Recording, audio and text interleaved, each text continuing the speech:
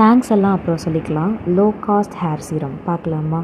ரொம்ப hair fall அதிகமாக இருக்குது, ஆன்டி டேண்ட்ரஃப் ப்ராப்ளம் இருக்குது, ஸ்கேல்ப் இச்சிங் ரொம்ப இருக்குது, ஃபோர்ஹெட்டில் முன்னாடி பேபி ஹேர் இல்லை, இந்த மாதிரி ப்ராப்ளம்ஸ் எது ஃபேஸ் பண்ணுறவங்களா நீங்கள் இருந்தாலும் you must try this product. இதில் யூஸ் பண்ணியிருக்கிற இன்க்ரீடியன்ட்ஸ் எல்லாமே உங்கள் வீட்டில் இருக்கும்.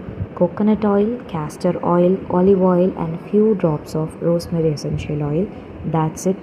உங்களுடைய ஹேர் ரீக்ரோத் சீரம் ரெடி.